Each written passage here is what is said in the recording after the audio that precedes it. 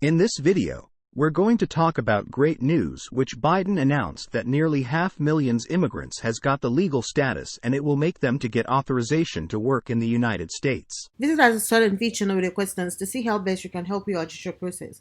Please don't forget to subscribe if you're new to the channel. So, without any further delay, now let's get into the video and find out what the latest updates are on U.S. immigration. The Biden administration is granting nearly 500,000 Venezuelan migrants temporary legal status that will allow them to access work permits in the United States. The decision, along with promises to hasten work permits for many migrants, may placate Democratic leaders who have urged the White House to do more to assist asylum seekers.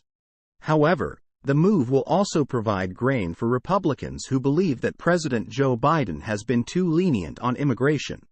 As the United States grapples with an increase in the number of people fleeing Venezuela and other countries to arrive at the United States-Mexico border, the administration of President Joe Biden has announced that it will grant temporary legal status to hundreds of thousands of Venezuelans who are already in the country.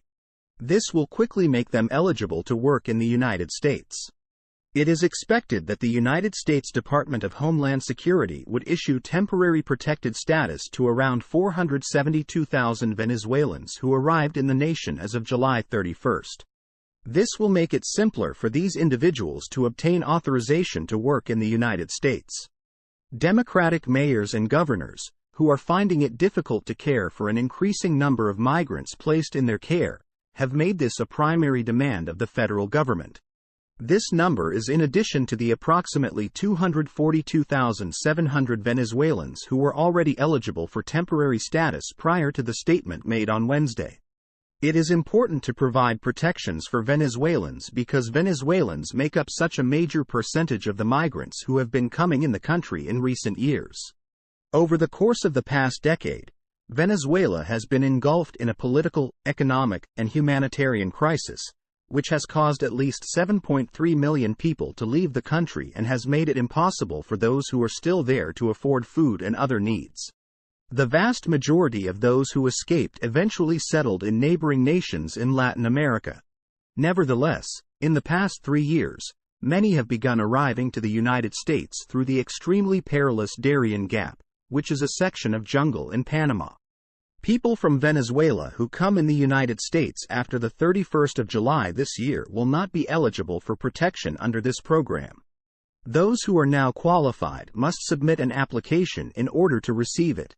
Venezuela's increased instability and lack of safety due to the ongoing humanitarian, security, political, and environmental conditions, the Department of Homeland Security said in a statement, prompted Secretary Alejandro Mayorkas to grant the expansion and an 18-month extension for those who already have temporary status. The extension was granted to individuals who already have temporary status. CBP One is a mobile app that can be used to schedule appointments at land crossings with Mexico. Additionally, parole can be granted to Cubans, Haitians, Nicaraguans, and Venezuelans who arrive at an airport with financial sponsors. The administration has stated that it will expedite the process of granting work authorizations to people who have entered the country since January. They will strive to issue work permits to them within 30 days, compared to approximately 90 days at the present time. The promise of expedited work permits does not apply to persons who cross the border illegally and seek asylum. According to the law, these individuals must wait for a period of 6 months before they are eligible to acquire work permits. The nation's mayors and governors have been on President Joe Biden to find a solution that will allow recently arrived immigrants to lawfully find employment so that they may provide for themselves and their families.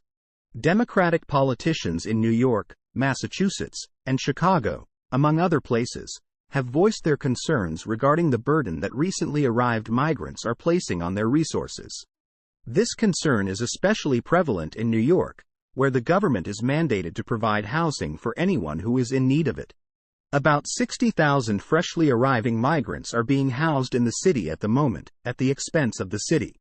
In a statement released late on Wednesday night, Governor Kathy Hochul of New York expressed her gratitude to the federal government for acting so swiftly to grant one of our top priorities: temporary protected status to Venezuelan asylum seekers and migrants who have already arrived in this country. Hochul said she was grateful the federal government has acted so quickly to grant one of our top priorities: temporary protected status to Venezuelan asylum seekers and migrants. The mayor of the city, Eric Adams, has been particularly critical of the administration of President Joe Biden. On the other hand, Adams lauded the move to provide Venezuelans with safeguards on Wednesday and expressed gratitude to the administration for taking the city's concerns into consideration. The number of people seeking to enter the country illegally over the southern border is growing. This presents a significant obstacle for the administration, which has been stymied in its efforts to demonstrate that it is in charge of the border in the face of criticism from Republicans. On Wednesday, the community of Eagle Pass, which is located in southern Texas along the Rio Grande and shares a border with Mexico, declared a state of emergency because of a severe undocumented immigrant surge.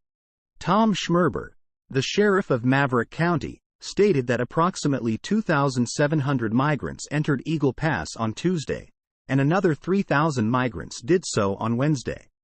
The administration stated on Wednesday that it was also used forces from the Department of Defense to support personnel from the Department of Homeland Security at the border.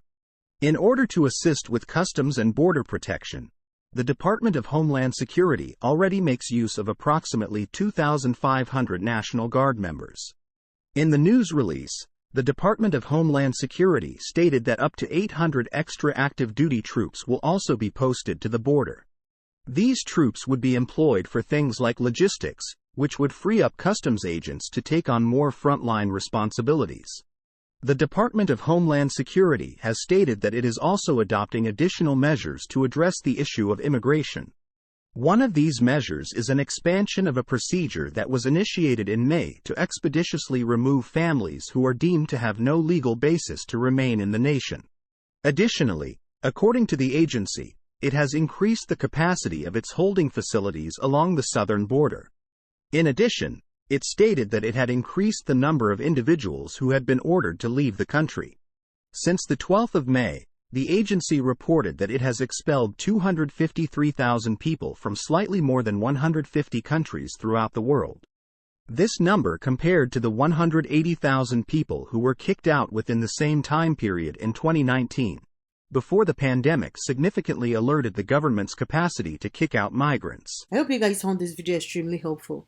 If you know anybody that could benefit from this information, definitely make sure to share this video with them. We are all about empowering you with knowledge. So the more people that can benefit from this video, the more people we want watching this video.